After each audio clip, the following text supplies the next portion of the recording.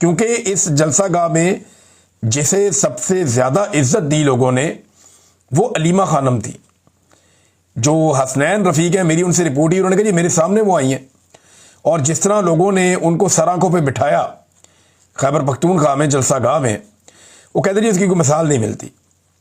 फिर जितना खुलकर अलीमा खानम बात करती है उतना कोई और करता भी नहीं है ना। वो बहुत खुल के साफ बात करती हैं कि मेरे भाई ने ये कहा, ये मैंने आवाम तक पहुंचा दिया। तो उन्हें मौका मिलना चाहिए था, या उन्हें खुद चाहिए था। अब यानी वो तो यही कह रही हैं कि जी मैं स्टेज पे नहीं जाना चाहती, मेरा सियासत में ताल्लुक नहीं है, मेरी ड्यूटी अपने भाई के लिए है। तो सियासत के ऊपर पाबंदी भी नहीं हो सकती। हर शहरी को यह हक हासिल है कि वो सियासत करे। हाँ, जिन्होंने हलफ लिया हुआ है कि वो सियासत में हिस्सा नहीं लेंगे उनको नहीं लेना चाहिए, लेकिन हर शहरी को सियासत में हिस्सा लेना भी चाहिए और उसका ये हक भी है। और अगर अलीमा खानम अपने भाई का पैगाम पहुंचाती तो कुछ गलत नहीं था, लोगों के लिए वो बड़ा पॉजिटिव होता। बहरहाल ये उनकी पार्टी का अपना फैसला है। एक चीज और है कि कोई सरप्राइज या लायामल, जिसके बारे में दावा किया था अली अमीन गंडापुर साहब ने कि मेरे पास सरप्राइज भी है और मैं कोई लायामल भी अनाउंस करूंगा कि अब करना क्या है, तो ऐसा कोई अनाउंसमेंट नहीं हुआ, कोई लाइन ऑफ एक्शन कारकुनों को नहीं दिया गया, जिसकी वजह से कारकुनों में कुछ मायूसी थी। फिर कई लीडर जो हैं वो स्टेज के ऊपर आए तो अवाम ने नीचे से रद्द-ए-अमल भी दिया। ऐसी बहुत सारी वीडियोज हैं, मैं आपको दिखा भी सकता हूं, लेकिन नामुनासिब है। जिसमें कुछ सहाफियों ने रिपोर्ट किया, यानी मोहम्मद फ़हीम साहब ने कहा कि हुल्लड़बाजी हुई, बहुत नारेबाजी हुई और कारकुन जाना शुरू हो गए। अली अमीन गंडापुर साहब की तकरीर चल रही थी, कुछ और लोगों की लोग जो है वो पंडाल में से जूते उठा रहे थे। तो बहुत अजीब चीज़ें भी हमने वहाँ पे देखी जो नामुनासिब है।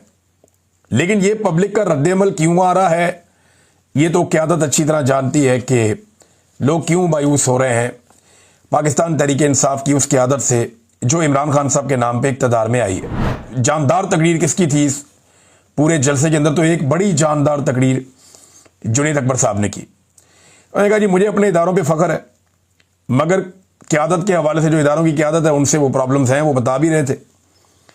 उन्होंने कहा जी हमारे शहीदों को शहीद नहीं मानोगे तो मैं आपके शहीदों को शहीद नहीं मानूंगा। फिर असद कैसर साहब ने बड़ी एक तगड़ी तकरीर की, सलमान अकरम राजा साहब की अच्छी थी, और फिर भी ज़्यादातर ऐसा लगता था कि लोग यहाँ पे आए थे सिर्फ इमरान खान की कॉल के ऊपर, किसी और के लिए नहीं आए थे। फिर इमरान खान साहब अब क्या कहेंगे इस जलसे के बारे में आपको पहले बता देता हूं। देखिए, there is no other option. Imran Khan के लिए यही एक ऑप्शन है कि लोग क्योंकि बहुत बड़ी तादाद में आए उनके बुलाने पर और सारा मीडिया इसकी गवाही दे रहा है, तो इमरान खान साहब को कौम का शुक्रिया ही अदा करना होगा कि पेशावर में कामयाब जलसा करने पर इमरान खान साहब कौम का शुक्रिया अदा करेंगे। क्योंकि लोगों को मजबूत रखना, उनको हौसला देना, ये लीडर की रिस्पॉन्सिबिलिटी होती है और इमरान खान साहब यही करेंगे। ये नेगेटिव चीज़ें उन तक पहुंचेंगी ज़रूर, लेकिन वो इसके ऊपर कुछ कर नहीं सकते। हाँ, लेकिन ये कि हमारा काम है चीज़ों को हाईलाइट करना, जो देखना वो बताना और दिखाना, तो वो हमने आपको बताया। और वहाँ जो जर्नलिस्ट मौजूद थे फील्ड में, उन्होंने भी बताया। अब नाज़रीन, एक और इशू उठाया गया और ये मैं चाहता हूँ मैं आपके सामने रखूँ, बड़ा इंपॉर्टेंट इशू है। यूएई में यानी दुबई में दो कारकुनान हैं पाकिस्तान तहरीक इंसाफ के, सलमान रजा और जुनैद जहांगीर। ये वहाँ पे नाहक कैद हैं। इनके बारे में आवाज़ उठाई गई जलसे में और कहा गया जी 1 साल से इनको कैद रखा गया, इनकी फैमिलीज बहुत परेशान है। ये बात मुझे पाकिस्तान तहरीक इंसाफ के कुछ और लोगों ने भी बताई थी। तो मेरा एक सादा सवाल यह है कि पाकिस्तान में तो अमाराती सफ़ीर हैं और उनसे टाइम लेना कोई मुश्किल भी नहीं है। मेरे जैसा सहाफ़ी चाहे अगर पाकिस्तान में मौजूद हूं मैं, तो मैं अमाराती सफ़ीर से मुलाकात के लिए थोड़ी सी कोशिश करूं तो मेरी मुलाकात हो जाए। और बहुत सारे सहाफ़ी हैं, उनकी मुलाकातें हो जाती हैं, सियासतदानों की मुलाकातें हो जाती हैं। तो अली अमीन गंडापुर साहब 1 साल हो गया है, उन्हें चाहिए था कि वो अमाराती सफ़ीर से मिलते और उन्हें कहते जी हमारे 2 लड़के गिरफ्तार किए हुए हैं और कोई केस भी नहीं चल रहा, कोई मामला पता ही नहीं चल रहे किधर गए वो, तो जनाब उनको रिहाई दिलवाई जाए और कोई मसला ये हल किया जाए। तो अभी तक ये मसला हल हो जाता। बजाय जलसों में आवाज़ें उठाने के आप इसको बड़े आराम से हल कर सकते थे मामले को। अगर आप अमाराती हुकूमत से थ्रू उनके एम्बेसडर राब्ता कर लेते तो ये मसला अभी तक हल हो जाता। कोई छोटी मोटी गारंटी दे के आप नौजवानों को छुड़वा लेते और खैबर पख्तूनख्वा के एयरपोर्ट पे पेशावर पे वो उतर जाते और आसानी हो जाती उनके लिए। अब नाजरीन, ये एक कुछ तस्वीर सामने आई है, इनको जरा आप देखें। ये आसिम मुनीर साहब जो हैं वो डोनाल्ड ट्रंप को एक तोहफा पेश कर रहे हैं। एक तोहफा जो है वो सामने आपको नजर आ रहा है, एक बॉक्स है और उसके अंदर कुछ चीजें पड़ी हुई हैं। ये एक सिंबॉलिक वीडियो है, तस्वीर है। इसमें आसिम मुनीर साहब डोनाल्ड ट्रंप को मादनियात का तोहफा पेश कर रहे हैं, मिनरल्स का। ये वो मिनरल्स हैं जो पाकिस्तान में निकलते हैं। ये वो कीमती मादनियात, रेयर अर्थ मिनरल्स और वो चीजें हैं जिनसे दुनिया को बड़ी वाबस्तगी है, दुनिया को बड़ी इसमें दिलचस्पी है। डोनाल्ड ट्रंप को इनमें बड़ी दिलचस्पी है। डोनाल्ड ट्रंप जो है वो अपने मुंह से कह चुके हैं कि यूक्रेन से वो उनके मिनरल्स लेना चाहते हैं। पाकिस्तानी मिनरल्स में उनको बड़ी दिलचस्पी है। तो पाकिस्तान के जो मिनरल्स हैं वो आसिम मुनीर साहब डोनाल्ड ट्रंप को तोहफे में दे रहे हैं और शहबाज शरीफ साहब यहां पे बस मावन अदाकार के तौर पे दिखाई दे रहे हैं। यानी ये एक तस्वीर सारी कहानी सुना रही है कि तोहफा दिया जा रहा है पाकिस्तान की जानिब से, लेकिन दे रहे हैं फील्ड मार्शल आसिम मुनीर साहब और ले रहे हैं डोनाल्ड ट्रंप, जिनकी उसमें बड़ी दिलचस्पी है, और शहबाज शरीफ साहब साइड में तमाशा देख रहे हैं। और तोहफा क्या है? पाकिस्तान के मिनरल्स। अब ये इतने से मिनरल्स तो अमेरिका को नहीं चाहिए ना।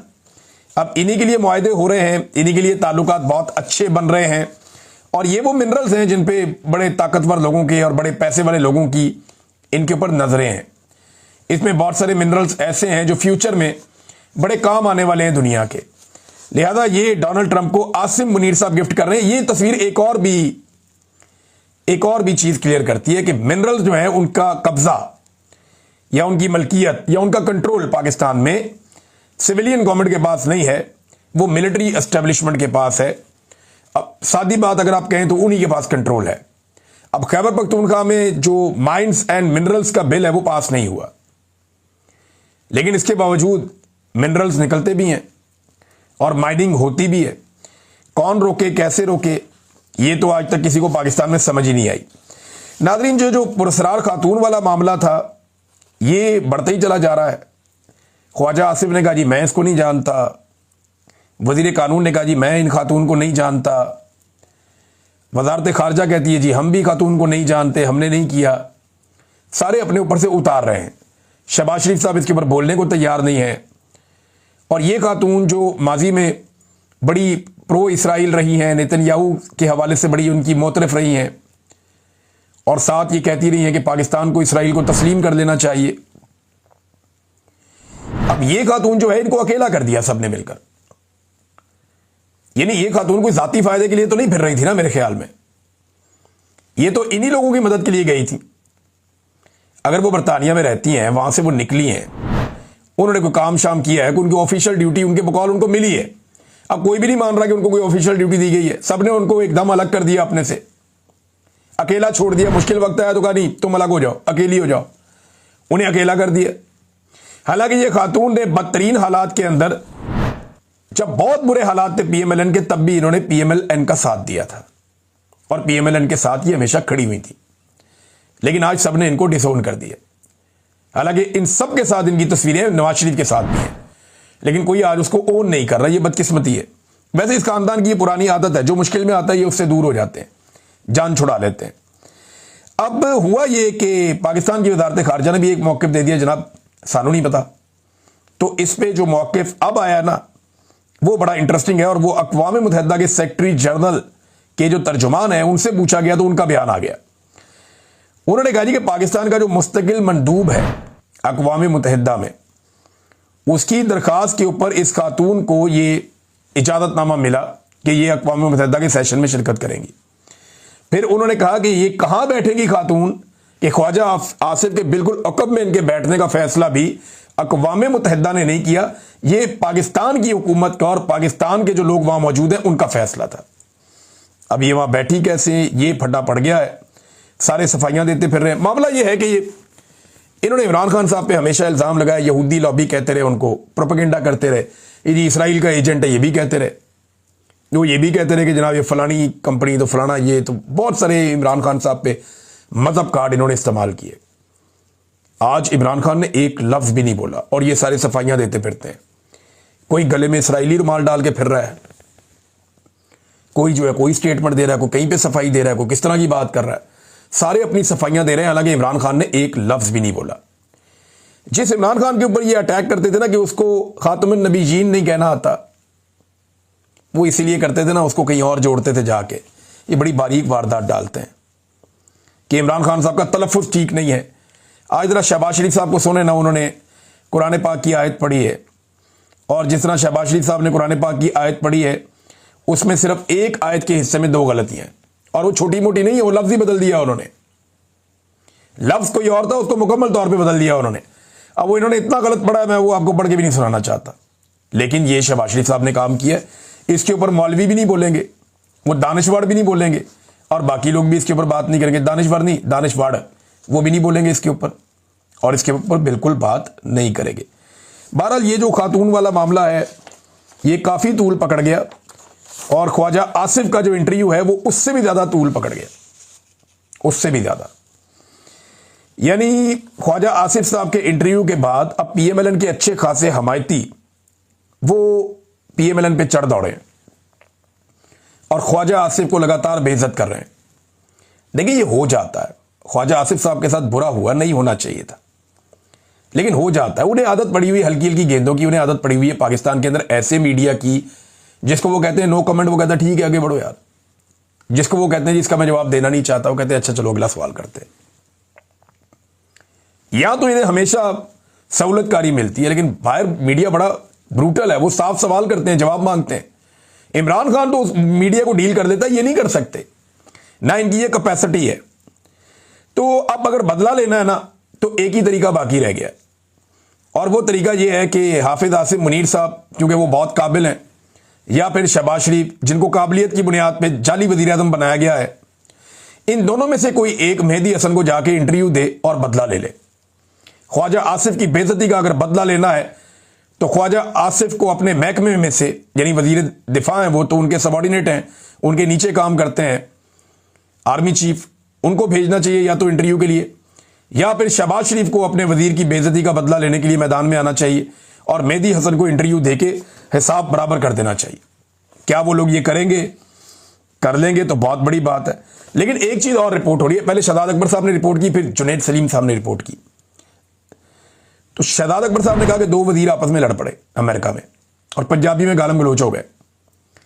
फिर जुनैद सलीम साहब ने बताया कि ये 2 लोग जो आपस में लड़े हैं ये ख्वाजा आसिफ और इसहाक डार हैं, और लड़ाई इनकी ये औरत वाले मामले को लेकर ही हुई है, खातून वाले मामले को लेकर। मेरे लिए बड़ी काबिल एहतराम है, उनके मामले को लेकर ये लड़ाई हुई है। तो जुनैद सलीम साहब ने कहा कि ख्वाजा आसिफ ने यहां तक कह दिया कि एदे को लो बच्चों, मियाँ साहब को कह दिया, ए पहले ताड़े कामे दे के इन्हें ताड़ी पीठ छुरा घूम पिया, ये अब ताड़े पजामे दे के ताड़ी छुरा मारेगा, ये ख्वाजा आसिफ ने कहा। बहरहाल